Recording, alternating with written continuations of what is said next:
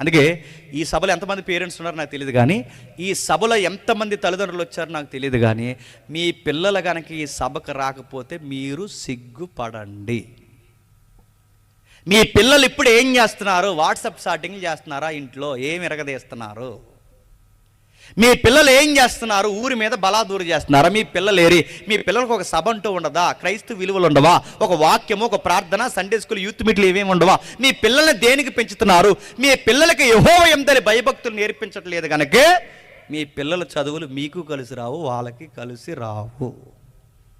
పిల్లలు పెంచడం అంటే బట్టలు కొనడమే కాదు, పిల్లలు పెంచడం అంటే డబ్బులు ఇవ్వడమే కాదు, పిల్లలు పెంచడం అంటే టయానికి ఫుడ్ పెట్టడమే కాదు. పిల్లల్ని పెంచడం అంటే యెహోవా యందలి భయభక్తులు వాళ్ళకి నేర్పించడం, ఎథిక్స్ నేర్పించి వాళ్ళకి దైవికమైన విలువలు నేర్పించి వాళ్ళకి రప్పించు, కూర్చోబెట్టు.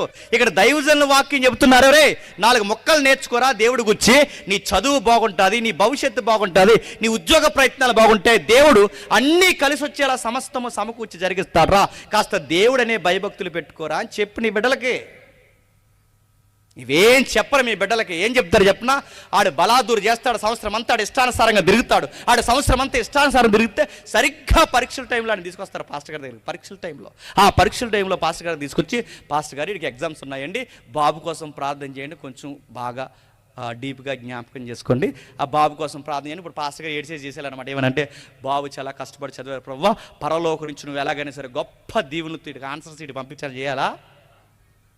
వీడి సంవత్సరం అంతా ఏమైనా టిక్టాక్లతో చచ్చిపోయాడు ఎదవా.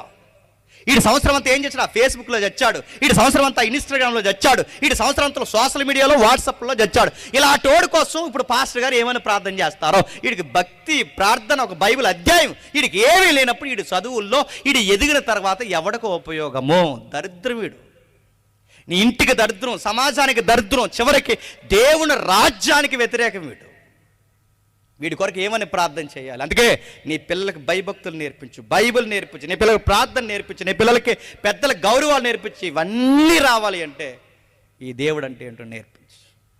యెహోవా యందలి భయం నేర్పించు, ఆయన త్రోవలు నేర్పించు, ఆయన కట్టడలు నేర్పించు. అప్పుడు ఆశీర్వాదకరంగా మారిపోతాం.